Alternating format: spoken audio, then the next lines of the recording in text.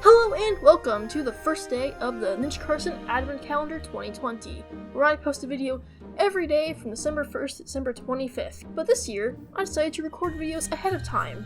But by ahead of time, I meant about half a week ahead of time. So, okay, let's just go on to the review.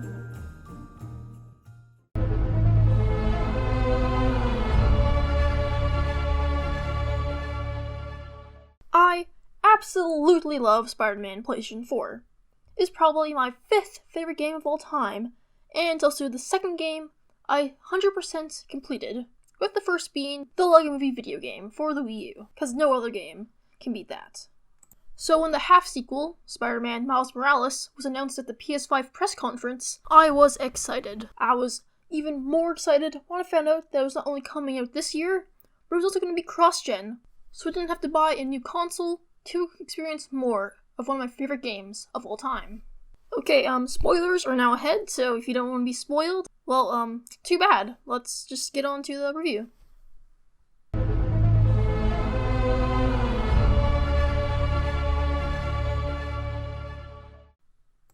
Spider-Man Miles Morales, which I'm just gonna call Miles Morales from now on, has basically the exact same gameplay as Spider-Man PS4, which is a good thing, as that gameplay is fantastic. But there is a few changes to the gameplay, as Miles has two new abilities that Peter Parker does not have, being Venom Punches and Invisibility. I believe these two changes help the game differentiate itself from the original Spider-Man PS4. The Venom Punch is a new, high-damaging attack that has its own gauge that fills up as you attack or dodge enemies. Invisibility is the second ability you learn, and, as the name suggests, turns you invisible, which makes stealth way easier, especially in the harder difficulties, like Spectacular or Ultimate.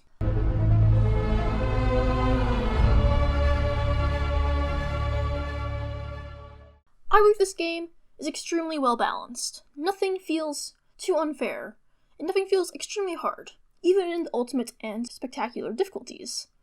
But I'm not saying this game is a pushover either, as some bosses and enemies are tough to beat. I recommend playing on Spectacular difficulty if you've already beaten Spider-Man PS4, because all the important gameplay mechanics carry over from the first game, and Ultimate is not unlocked until you beat the campaign. If you have not played the first game, you should. It's really good. I don't know why you should be playing this game first, but if you are really determined to play Miles Morales first, I believe Amazing difficulty is your best bet, as it's not too hard, but it's not too easy.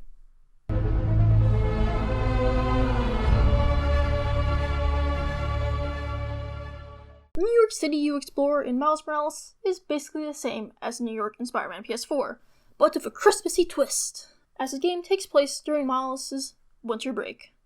There are a few location differences between the game, but they're either new story locations or small Easter eggs related to the last game.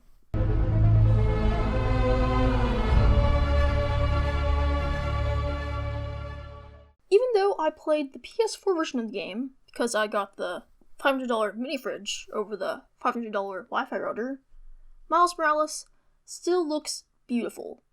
But the PS4 version is nothing compared to the game on PS5, as RTX makes everything look absolutely gorgeous. Look at the reflections in this gameplay by IGN that I did not record as I don't have a PS5. It is so good! This definitely feels like a next-gen experience, even though it's also on the previous generation of consoles.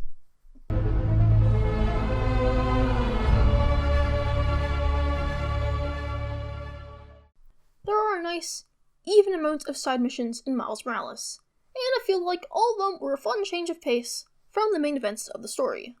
Side missions come in four main forms: crimes you have to stop, enemy bases, prowler missions, and mini stories from the FISK app. By doing these missions, you unlock activity points and tech points you can spend on new suits and abilities.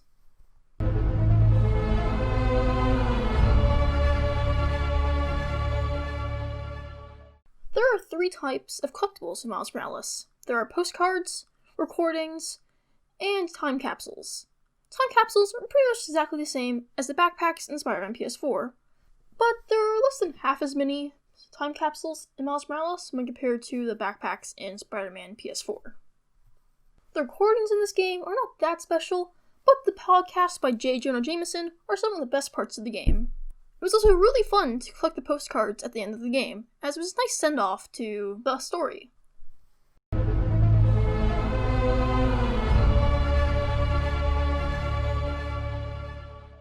The story of Miles Morales is not as good as the story in Spider-Man PS4, but in my opinion, it's still pretty good.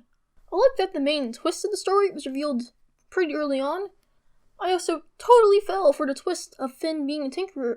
All in all, the story is engaging enough to make me beat the game 3 times.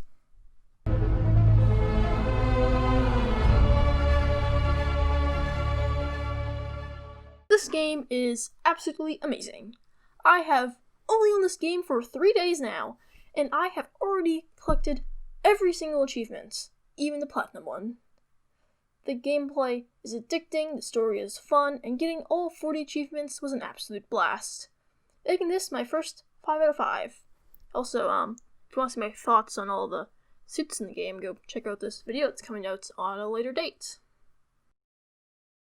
So, yeah, thanks for watching. Tell me what you thought of the game in the comments below. I hope you enjoyed the first day of the Carson Advent Calendar 2020. You may have also noticed a little thingy on the bottom left-hand corner of this video. That is showing that I was on Twitch, because I streamed all the footage on Twitch. Except for some pickup bits, but other than that, everything on Twitch. So go check out my Twitch and follow, and watch the live streams. Also check out my Instagram, that'll be pretty cool, and also Discord. Also subscribe, and do that please. Goodbye.